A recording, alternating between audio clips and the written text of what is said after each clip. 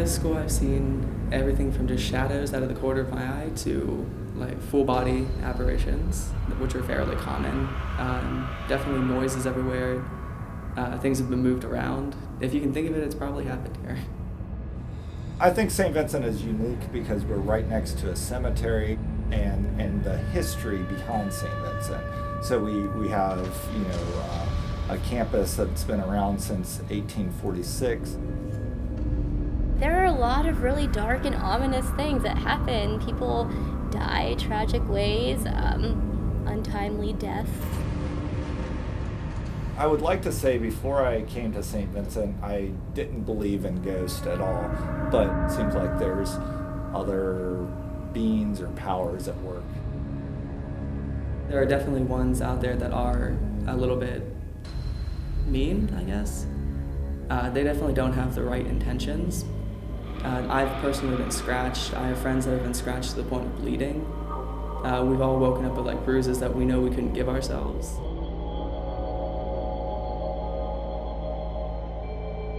One night, I was walking back from Wimmer. It was very late at night. I was leaving a friend's room and heading back to Jerry, and I was walking down the hallway in the caf where you would go to swipe your card.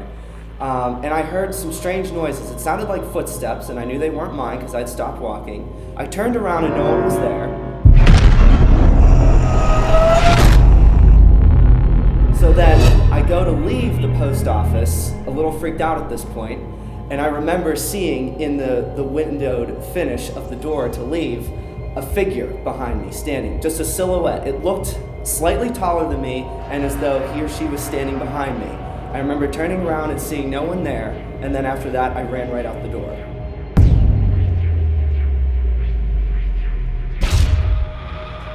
I've talked to monks in the past about this kind of thing, and they've said that such a big religious influence here will bring in all sorts of different spirits, like good or bad. And I know that from the old mine tunnels there are lots of deaths in there.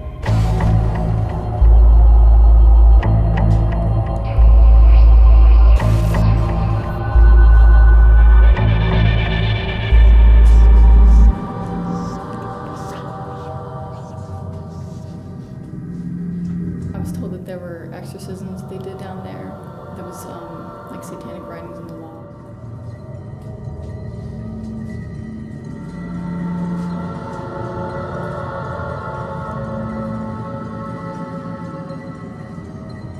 There used to be satanic rituals done underneath, in the underground, underneath the cafeteria, because there's drawings. If you get on there, you can see the drawings.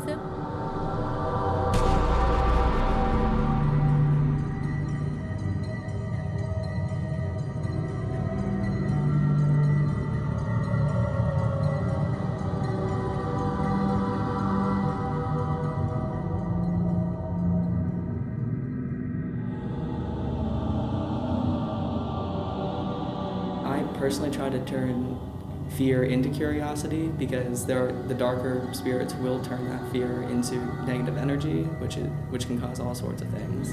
The one with the darker entity in my doorway, because she refused to come into the room, and I told that to the monks, and they said that might be something demonic. And then very soon after that, I had things moving around in the room, and then that's when some scratching and bruising happened. Once you notice one spirit, then it seems like more of them come to you anyway.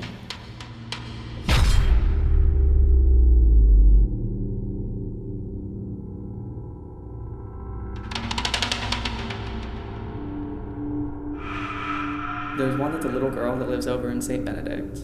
Almost everyone has had an experience with her. We call her Jenny. In St. Benedict Hall, we have these sightings of a little girl in a blue dress. And what's interesting about these sightings is there's all kind of a similar thread through these sightings. So I was here when there was construction that was being done, and you'd have different groups of construction workers that would come in. But each of those different groups of people would have these sightings, even before any students came, of this little girl that would be playing around the bulldozers or playing around the scaffolding. And as the building was being built, there were more and more sightings on the 5th floor. Unless you definitely feel threatened, there's no real reason to be afraid. They're just passing through pretty much. When things start to look bad, I would say, people will go straight to the monastery to seek help. Room blessings are a big, peace of mind thing for a lot of people. Living so close to a cemetery, we know that there are going to be ghosts coming in and out anyway. Restless spirits, maybe they didn't die the way they wanted to, or there was some business left over.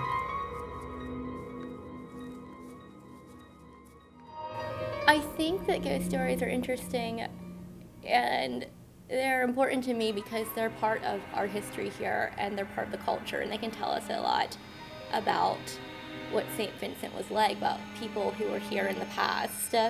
When we tell the stories and we'll remember stories, it makes us look at the past and remember the history of the place and the people who were here before us.